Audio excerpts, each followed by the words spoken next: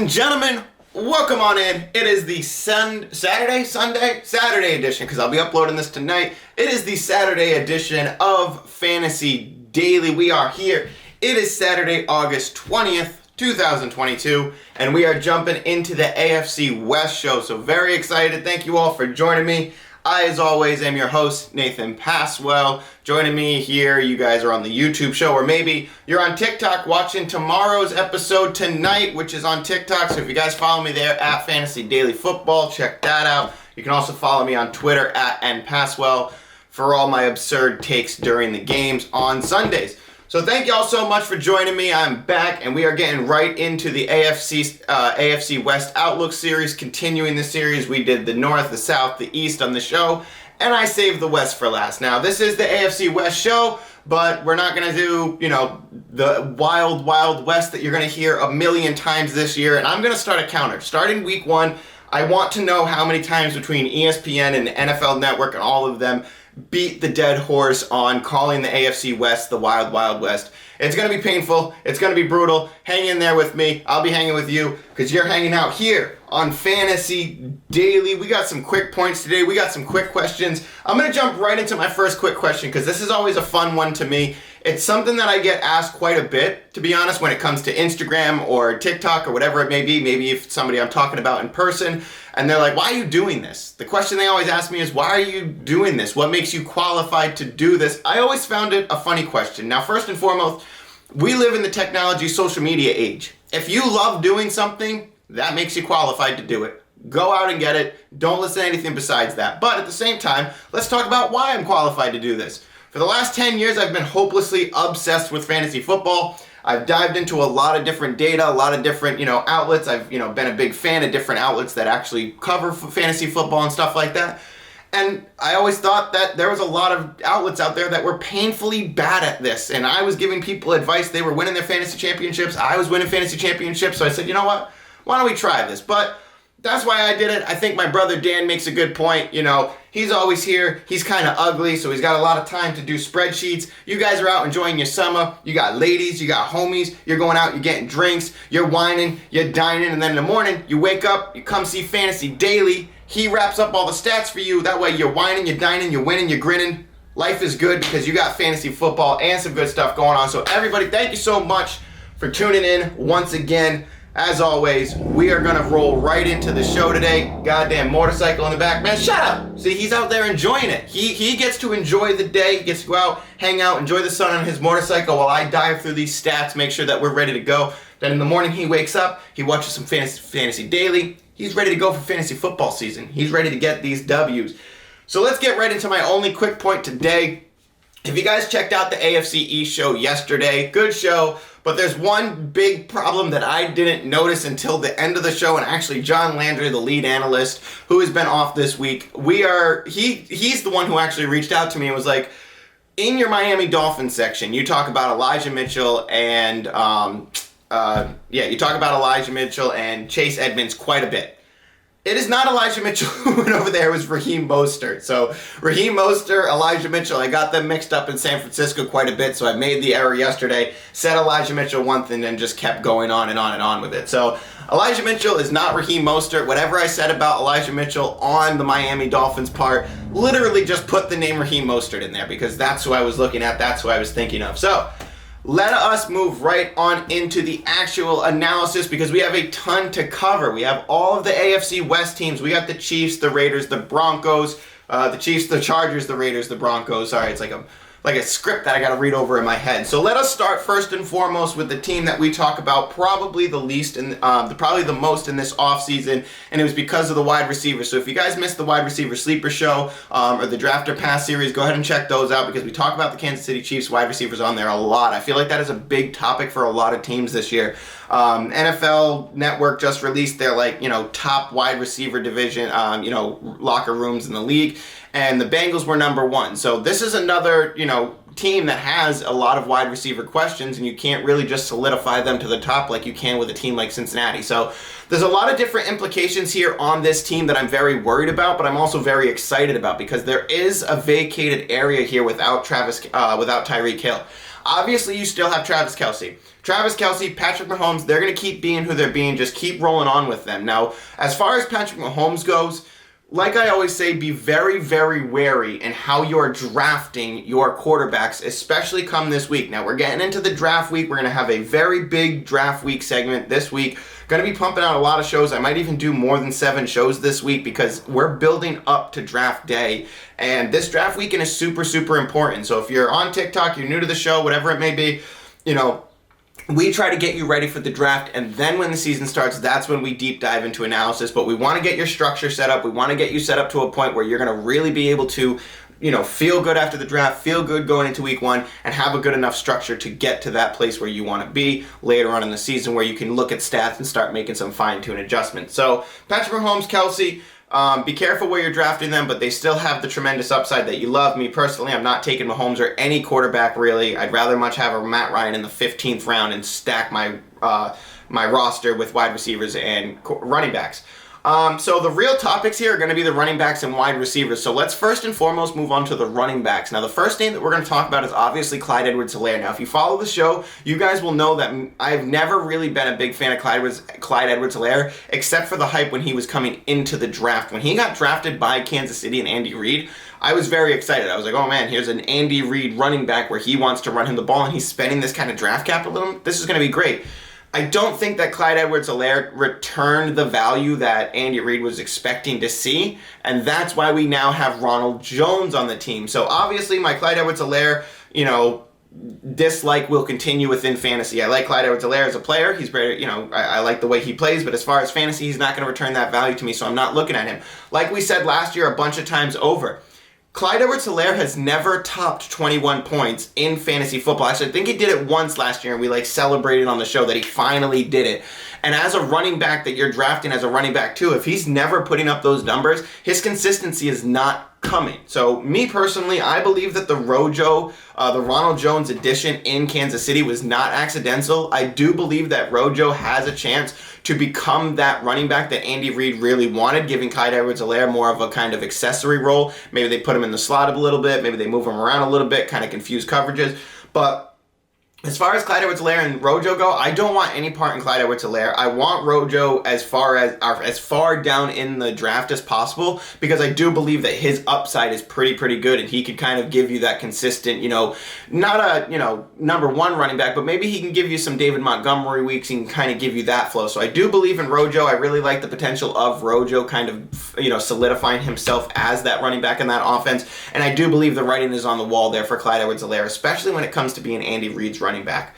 So moving on to the wide receivers, the big talk all offseason that we've gone through a lot is who's it going to be? You got this carousel right now of these 3 wide receivers where you're really, you're kind of struggling to see who it's going to be. Now, the big name, John Landry, Fantasy Daily analyst John Landry is a big fan of Juju this year. He really thinks that Juju is going to solidify into that number 1 role for Patrick Mahomes. Me personally, I am very skeptical of Juju. I was even skeptical of Juju when he was in Pittsburgh. He had some big games, he had some good games, but as far as elite number 1 talent, I don't think it's ever really been there for Juju. I do believe that he's an accessory piece of wide receiver too, and he's going to remain in that realm on this team. So while I do believe that he'll have a couple games where he might even put up 2 touchdowns, the consistency is not going to be there. And if the consistency is not there, then I'm worried on who exactly is going to be my wide receiver 1 or wide receiver 2, wherever I drafted him for that week.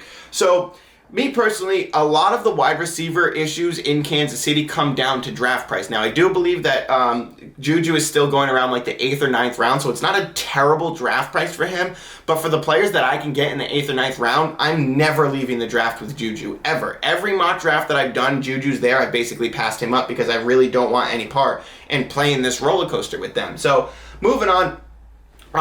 I think this other player, MVS, Marquez Valdes-Scantling, I think he kind of goes neck and neck with Juju. I think you can make the argument that they're basically both the same amount of talent. They're both, kind of structured the same exact way. MVS is much faster on an offense that's wants speed, so MVS could easily shoulder out Juju for that role. So I'm very worried about Juju's upside. I'm kind of worried about MVS's upside and the consistency as well. So that's why I've been looking at Mecole Hardman a lot. Mecole Hardman's going in the 17th, 18th round, and he's the only one who was there last year that you can really talk about outside of Travis Kelce. So like I said, Travis Kelce is going to be a monster this year. He's going to continue, he's probably going to be the number one tight end, far and away from Mark Andrews, because they really do not have anything else that they can rely on, that they have a rapport with, besides Kelce and Mecole Hardman. So Mecole Hardman, he had his games last year. He had a couple outlier games where he popped up, but you still weren't really looking at him. But me personally, I'm looking at him because he has the most upside from where he's being drafted.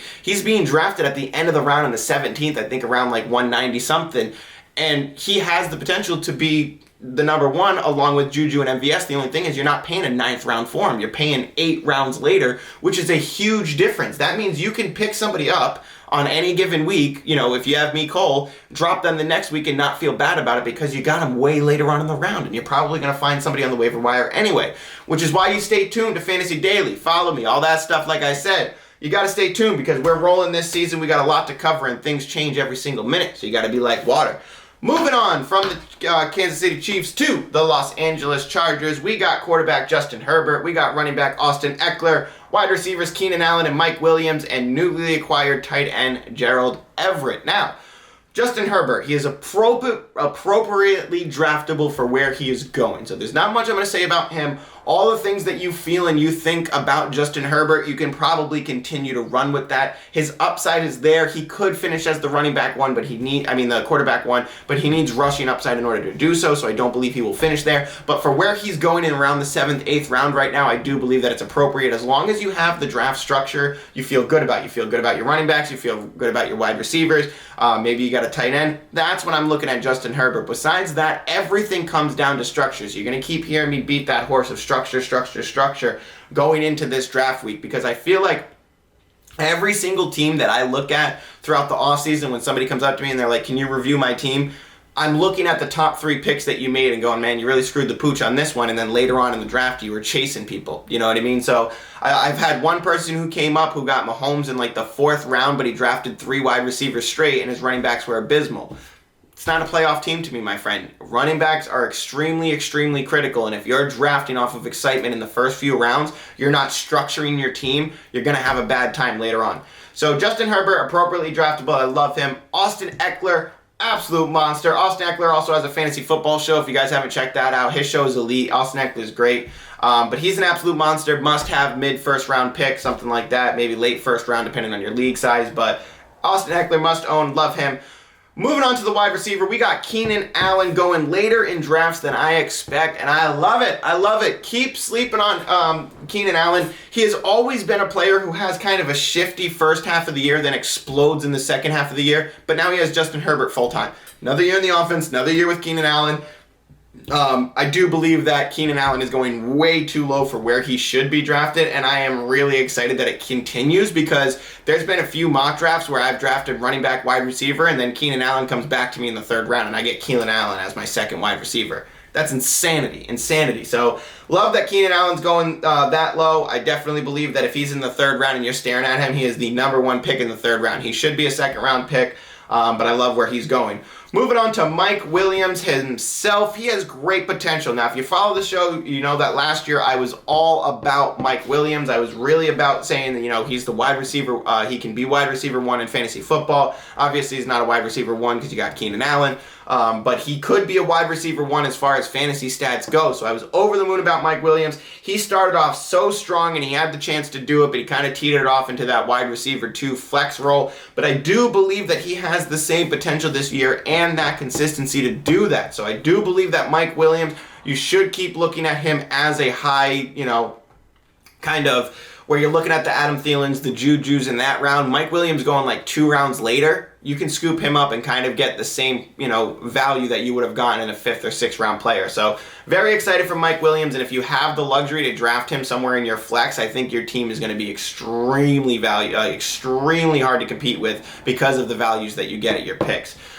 So for Gerald Everett, this is a difficult one for me, and I am definitely avoiding this as far as the draft season goes. I'm not touching Gerald Everett. I don't want any part in Gerald Everett, due solely to the fact that it's completely unproven. There's so many other tight ends that I could grab that I would be more confident in than him, so I'm kind of out on that one, and I'm not going to be touching him until later on in the season. Moving on to the Broncos. They got a quarterback. They've been waiting a long time to get this. They've been waiting really, really long. They've gone through some crap. So if you're a Broncos fan and you had the Peyton Manning, you've been waiting for a while to get a quarterback that you can believe in, that you can feel good about. And now you got it in danger. Russell Wilson is on the Broncos now. He comes over from Seattle in a trade. They got running backs Javonte Williams and Melvin Gordon. They got wide receiver Courtland Sutton, Jerry Jeudy. Tim Patrick unfortunately tore his ACL, which is devastating for fantasy because I love Tim Patrick. And then you got tight end. I'm going to give this a shot here. Albert Aquagabinum. No, that's definitely not right. We're going to call him Albert O until I stop butchering his name. So Albert O, the tight end for the Broncos. Let's get into the analysis. It is time for Russ to cook. And if you think at any point in time that this offense is going to look like it did the last couple years, or it's going to mimic anything around the way that it looked in Seattle, there is no chance, there is 0% chance that Russ isn't given the keys to this offense completely. For the amount of misses that they've had at quarterback, for the amount of Browns and Jets level moves that the Broncos have made the past few years, there's 0 chance that Russ doesn't just get the keys to this offense and they let him cook. So we've been asking Seattle, we've been asking team, for a while to say, let Russ cook, let him do his thing. I love Russell Wilson's ADP this year. He's going to throw the ball a lot. He's going to score a lot. He might even score some rushing touchdowns. I absolutely love his draft price and really do believe that if you're structured and you're looking for a quarterback, Russ is right there. Throw him in there. He's going to be a great asset for your team. He's going to throw a lot. They're going to let him cook, and I do expect some rushing upside. So moving on to Javonte Williams and Melvin Gordon. Now, this is a question I get quite a bit about Javonte Williams especially. Now, in the offseason last year, at the beginning of the offseason, we were breaking down the free agency and stuff like that.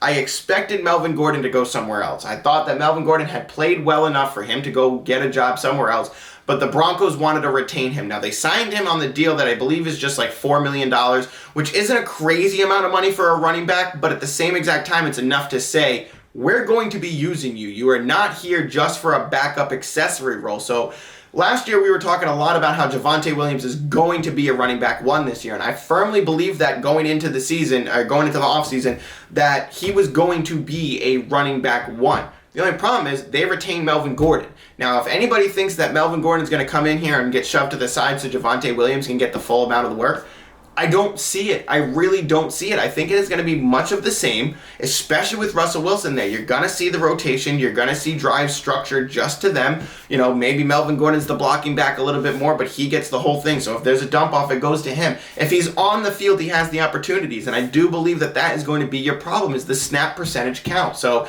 Javonte Williams currently going in like the 2nd or 3rd round, wildly overdrafted to me. That draft price is way too rich for my blood, and I'm not going to be paying that price for somebody who's going to get relegated on certain games and on certain drives.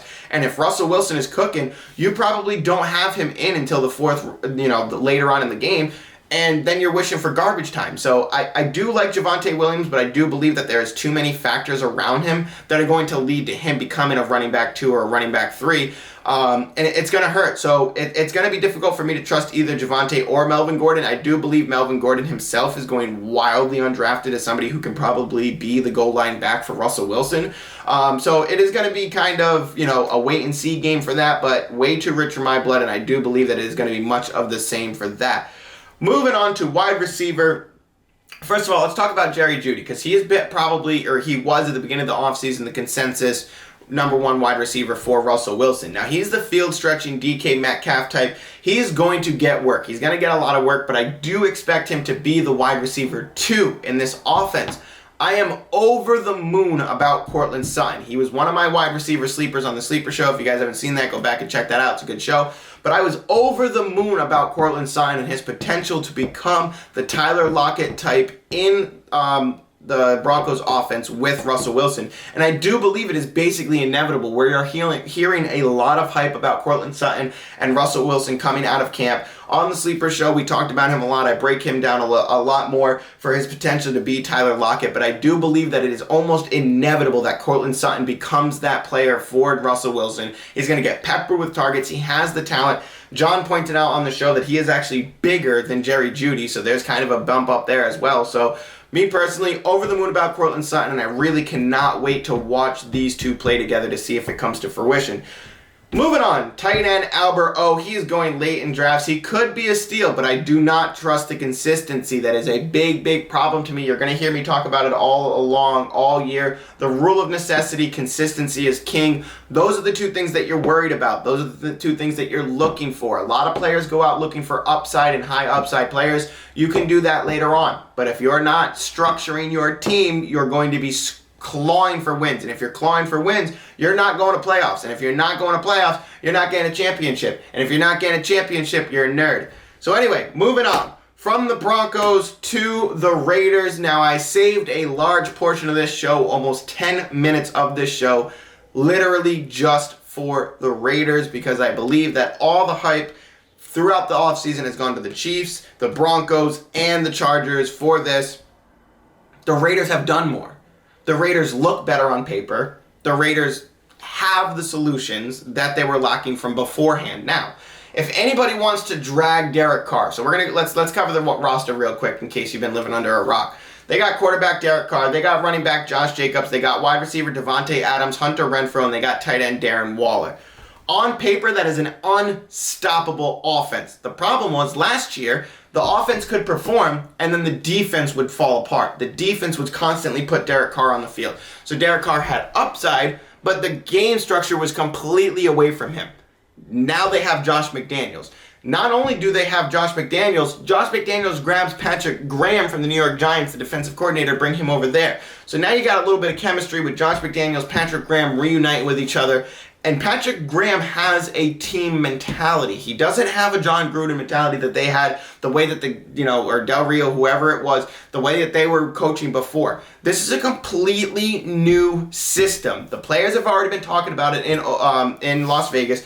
This system is completely different from anything they've been before, and they're already buying into it. They know that this is something promising that they can latch onto, and they're doing it. So the players are reciprocating exactly what the system wants it to be. And when you have a buy-in to culture like that, it's just like at work at your normal job or my normal job. When people buy into the culture of what you're doing, work becomes so much easier, and it's the same thing with football. If you have players who are buying into your coaching staff and your coaching culture, they are going to return that for you, okay? So moving on, McDaniels is going to make this a Patriot-style offense. So let me talk about that with Derek Carr.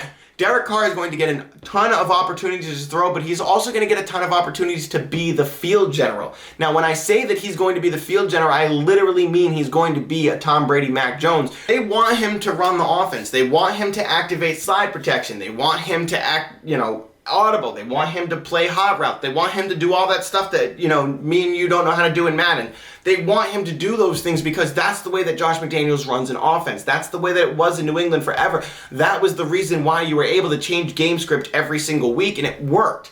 So I do believe that Derek Carr and this offense is going to buy a lot into that. You got the addition of Patrick Graham on defense. It's going to strengthen up the defense. I do believe that their defense got a lot better over the offseason. Obviously, their offense got a lot better over the offseason, but it's going to be a completely different look. So I think the problem here is that people are looking at the Raiders as much as the same. They're looking at the Raiders saying, okay, it's going to be kind of what we saw last year. It's not. It's not going to be that. It's going to be a Josh McDaniels style offense. They're going to have extreme upside, and a lot of these players that we're looking at right now is okay, they could be in the top 10 of all position respectfully if this goes the way that McDaniels wants it to go. And I do believe that if you're talking about, McDaniels when he was in Denver, that was ages ago. So if you hear anybody at all at any point in time talk about McDaniels in Denver or wherever he was or whatever, that was a lifetime ago. You know what I mean?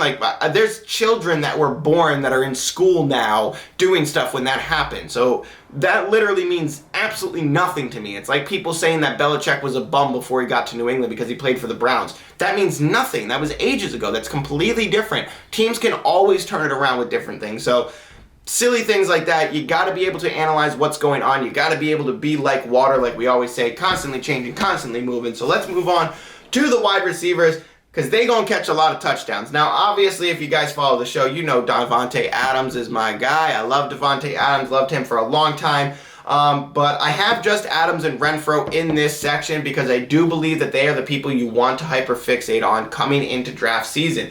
Adams is an absolute machine. right? We know that. He won a championship at Fresno State with Derek Carr, so they have the rapport. They're excited to be back together. Adams is going to put up double-digit touchdowns again. It's going to happen. But Hunter Renfrow himself is a crisp, clean route runner with the rapport with Derek Carr. He is not just going to disappear and Devontae Adams get everything. So I do believe that this is going to be, like I say it a lot, Minnesota's kind of like the example when it comes to a two wide receiver offense that's very successful in Justin Jefferson and Adam Thielen.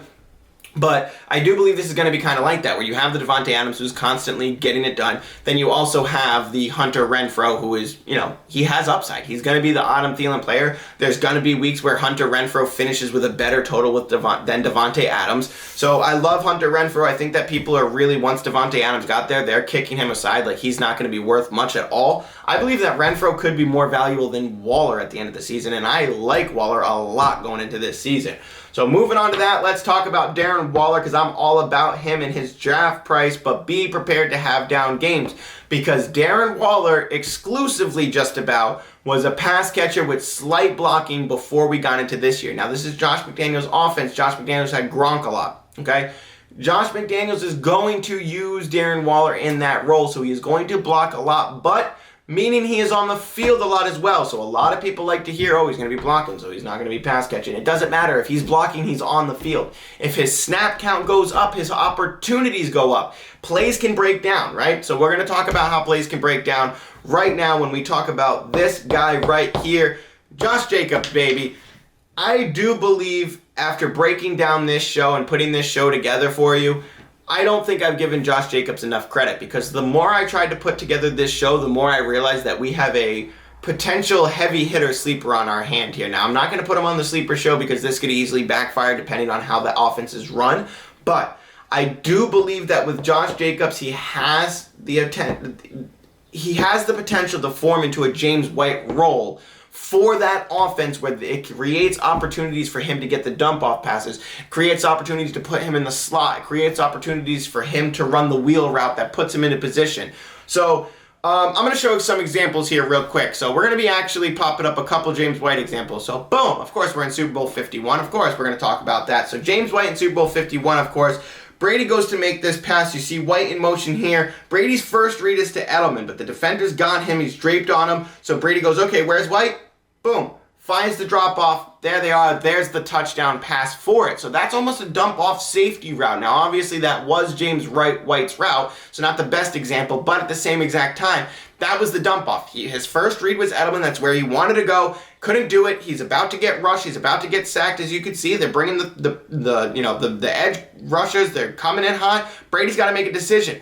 James White being in that spot isn't by accident. It's because the way that they developed the play on the outsides for him to be that safety valve. That is a Josh McDaniels special. And if you think it's just an isolated incident, let's fast forward. Boop. We're at the end of the game now, okay? We're looking at this one. Obviously, obviously Josh Jacobs is not as shifty as James White, but watch this one here, okay? You got James White down in the side. You got these three wide receivers going. They're going to sprint. As soon as they sprint, all six of these DBs, which, by the way, 6 DBs when you're like 2 minutes left in the game, dumb. But anyway, these wide receivers and the slot wide receiver and the tight end, they all sprint upfield, right? All six DBs bid on that. All of them bid on that instead of watching the first down. What happens? James White takes that inside, catches that little ball, makes somebody miss.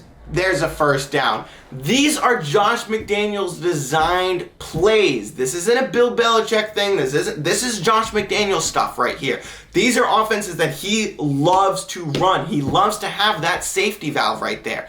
Well, if Josh Jacobs, who can and is able, his skill set allows, he's not as shifty as James White, I understand, but he is a good running back. And if his skill set allows him to do what we just saw right there, Josh Jacobs could have an insane amount of targets this year, bringing him to running back 1 status, because targets are king. So just wanted to throw these in here for you guys because these are good examples, and I do believe that Josh Jacobs and the Raiders have that potential.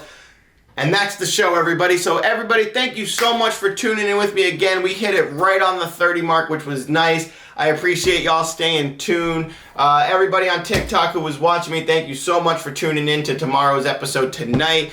And people on YouTube, thank you so much as always. We got a lot of shows coming for you this week. I'm probably going to run double duty because we are getting into National Draft Weekend next weekend. So it's the big draft weekend. Everybody's going to be doing their thing. So I want to make sure y'all are prepared because I'm prepared. I'm excited. We are ready to go.